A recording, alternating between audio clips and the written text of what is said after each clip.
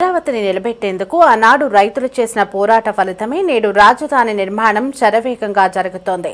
ఈ నేపథ్యంలో Amaravati brand ambassador Ambula Vaishnavi తరపున ఆమె తండ్రి డాక్టర్ మనోజ్ రాజధాని నిర్మాణానికి భూములిచ్చి త్యాగం చేసిన అన్నదాతలను సత్కరించారు. ఆంధ్ర రాజధాని కోసం త్యాగాలు చేసిన రైతులను సత్కరించడం ఎంతో ఆనందాన్ని కలిగిస్తుందని మనోజ్ పేర్కొన్నారు. తన కుమార్తె వైష్ణవికి కాలేజీ ఉండడంతో రాలేకపోయిందని, అమరావతి నిర్మాణానికి ప్రతి ఒక్కరూ బాధ్యతగా ₹116 విరాళం అందించాలని పిలుపునిచ్చారు. దీంతో రైతులు తమ తరపున రాజధాని నిర్మాణానికి విరాళం అందజేశారు.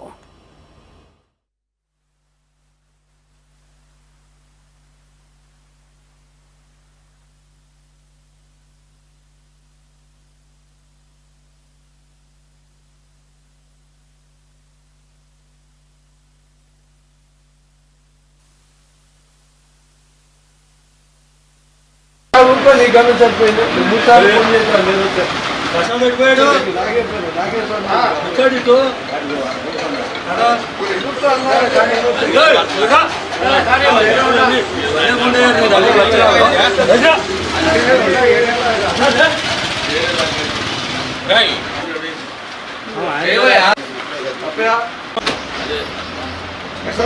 మా పాప Amaravati brand ambassador Ambula Vaishnavi sir.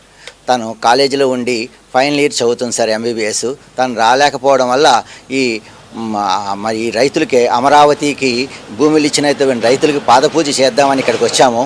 కానీ పాప అనివార్య కారణాల వల్ల పాప రాలేకపోయింది క్లాసులు ఉండడం వల్ల. అది ఈ కార్యక్రమాన్ని నా భుజస్కంధాల మీద వేసుకుని రాష్ట్ర ప్రభుత్వ తరపున నేను వీరందరికీ సన్మానం చేయాలని ఇచ్చాను. ఈ అమరావతి కట్టడం కోసం ఈ రైతులు ఎంతో కష్టపడ్డారు. వారి పూర్వీకుల భూములను కూడా ఇవ్వడం జరిగింది. వారికి కృతజ్ఞతగా రాష్ట్ర ప్రభుత్వ తరపున వీళ్ళకి పాదపూజ చేయాలని ఇక్కడికి వచ్చాను. కానీ వారు సత్కారంతోనే సరిపెట్టుకున్నారు. కానీ మాకు పాదపూజ చేసినంత సంతోషంగా ఉంది సార్ వాళ్ళు చేసిన త్యాగాలకి. కాబట్టి ప్రతి ఒక్కరూ అమరావతికి భూములు ఇచ్చారు. దాంతోపాటు ఒక ₹116 ప్రతి వ్యక్తి ₹116 ఇస్తే మన అమరావతి తొందరగా డెవలప్ అవుద్ది.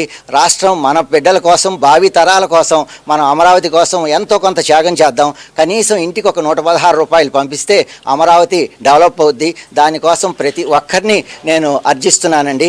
మనందరం మన రాష్ట్రాన్ని బాగు చేసుకుందాం. మన రాష్ట్రాన్ని తొందరగా అమరావతిని కడదాం. దానివల్ల మన భావి తరాల వాళ్ళు ఎంతో సంతోషంగా ఉంటారు. దానికోసం మీరు అందరూ చేయి కలిపి ఈ అమరావతికి జీవం పోద్దాం, రాజధాని నిర్మిద్దాం అనే ఈ సంకల్పంతో, వైష్ణవి పెట్టిన ఈ సంకల్పంతో మనందరం ముందుకొచ్చి వాళ్ళందరికీ రాష్ట్ర ప్రభుత్వానికి ఒక ₹116 చొప్పున సహాయం చేస్తారనేది నా ఆశ అండి.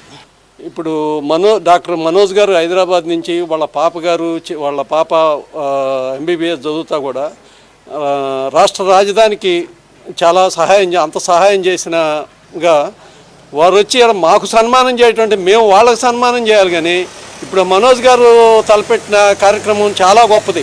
మనిషికి ₹116 అంటే ఇటు పెద్ద విశేషమేం కాదు. ఇవాళ మనిషికి ₹116 ఇటువంటి చాలా చిన్న విషయం. ఆ చిన్న విషయమే అందరూ కలిసి ఇట్లా ₹116 ఇచ్చుకుంటే అది ఒక చాలా డబ్బులు అవుతాయి. అంత గొప్పగా దాన్ని అంత పోగు చేయాలి. మరి ఆయన ఇదంతా కలెక్ట్ చేయటం అనేది చాలా గొప్ప విషయం. ఆయన ఈ రకంగా తిరిగితే, రాష్ట్రం అంతా తిరిగితే ₹116 అంటే ఇవాళ ఏంది సింపుల్, ఎవరైనా ఇస్తారు. ₹116 ఇవ్వటం అంటే ఇవాళ ఖర్చు చేయటం అంటే పెద్ద ఇది కాదు. కానీ దాన్ని కలెక్ట్ చేయటం అనేది చాలా గొప్ప విషయం. ఆ గొప్ప విషయాన్ని వారు మరి డాక్టర్ మనోజ్ గారు దాన్ని ఆ కార్యక్రమం చేపడుతున్నారంటే వాళ్ళకి రాష్ట్రం అంతా రుణపడి ఉంటుందని చెప్తున్నాం. మేము భూములు ఇచ్చి రుణపడామని చెప్తున్నారు. మేము భూములు ఇచ్చాము, అది వేరే విషయం. అది కానీ డాక్టర్ గారు కానీ వాళ్ళ పాప కానీ మరి మా కోసం ఇంత చేసి రాష్ట్రం కోసం ఇంత చేస్తున్నారంటే మాకు చాలా సంతోషంగా ఉంది, చాలా ఆనందంగా ఉంది. దానికి ₹116 కాదు, ఇంకా ఎంత అయినా ఇవ్వచ్చు అనేది నా కోరికగా నేను అనుకుంటున్నాను.